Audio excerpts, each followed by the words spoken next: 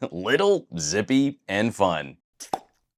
I got a sneak peek at a fun e-bike. The folks at OneBot make a variety of folding electric bicycles. They're easy to pack and travel with. They use lightweight magnesium frames. Following that model, the OneBot team sent over their new S2 e-bike for me to take on a test drive. Just to preface right at the top here, I would normally take a video like this outside and shoot it next to the e-bike, but it's been in the high 90s, low 100s in my neighborhood. It's been a challenge keeping my cameras running long enough to record this commentary, and then also, like my own personal health. So please pardon that this is still in the gadget lab. I'm gonna try and keep this mixed up with a lot of fun B-roll. The S2 project should be live on Indiegogo as this video is published, and it strays from some of their other bikes. The frame doesn't fold, but it's a really little frame with smaller 14-inch wheels, and it only weighs about 39 pounds. We've seen a few options like this, small city commuter e-bikes. The S2 is a single speed bike with a 250 watt motor to assist, or you can just drive the bike all on the motor. There's a breed of road and mountain e-bikes with bigger numbers and bigger specs for power and speed.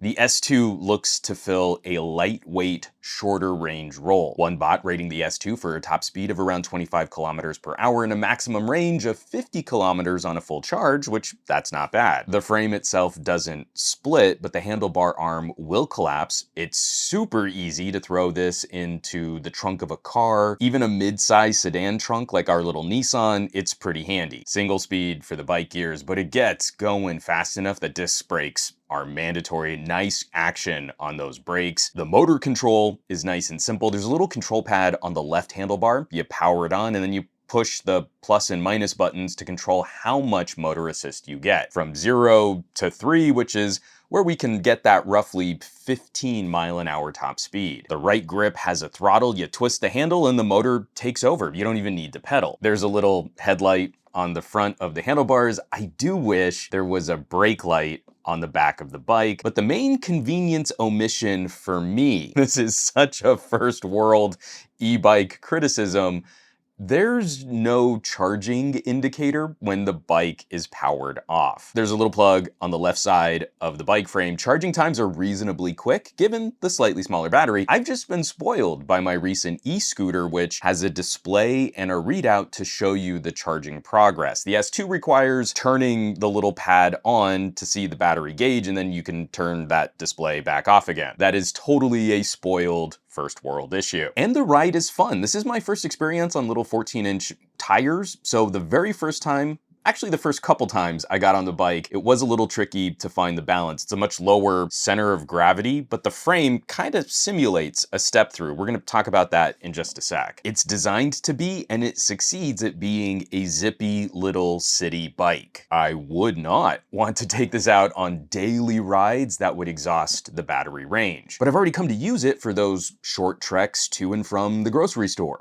The kind of short trips that make me ultra guilty to burn the gas and drive my car super inefficiently. It's built to tackle those kinds of regular trips, and it kind of nails that use. The only concern for the bike in operation, a 250 watt motor is capable, but it's not beefy. And the S2 only has that one pedal gear speed. There's a very steep residential hill in my neighborhood, and the bike needs my help to pedal up that hill. The motor will not get me up that hill on its own. And I know the obvious jokes down in the comments, I'm not maxing out the weight restriction on this bicycle. I might be a little soft around the middle.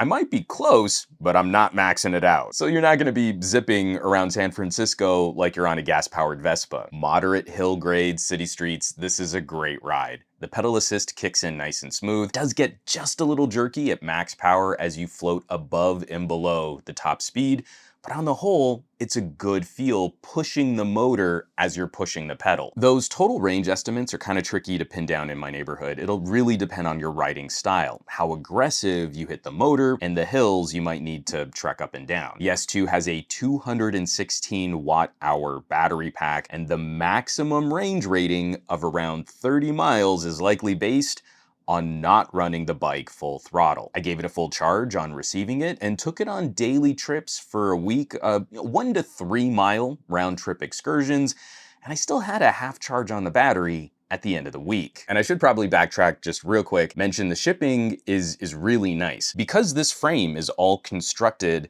there's nothing really to set up. The handlebars are collapsed and the wheels are on the frame, and all you need to do is insert the bicycle seat and prop the handlebars up. That makes the shipping box a little bit bigger when you get it, but the setup is super quick. And it's just darn cute. The turquoise and pink color combo has an almost 1980s California vibe to it. It fits in really well here in Southern California. The frame is low enough to feel like a step-through bike, so it's just as easy for me to get on as my wife, who's shorter than I am. In fact, I think it's a little easier for her to get going on those pedals because she's a little shorter. So I really dig this thing. I'm a dude who likes going fast, so there's still an idea in my head where I want to get a beefier, fat tire road bike with a big motor, but the practical short trip to Trader Joe's is totally handled by this little S2, and for a much lower price than one of those big bikes. I've really enjoyed this kind of conversation, alternative mobility, city mobility, and I took an e-scooter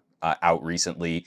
It helped reduce some of our short range car trips, but I feel more confident on something with pedals and a motor. Because the worst case scenario, let's say I'm out and about and I do manage to drain the battery, it's still a bicycle. And that's easier to ride around town than a heavier kick scooter that I gotta kind of keep pushing. I'm just saying, e-scooters are fun, e-bicycles, better solution for me. So, getting back to this e-bike, the crowdfunding page is live for the OneBot S2. Early bird pricing is $499. That's solid for a bike in this tier, especially being one of the lightest options in this class. Gotta throw a big thanks to the folks at OneBot for sending this one out. It was a lot of fun taking this for a test drive.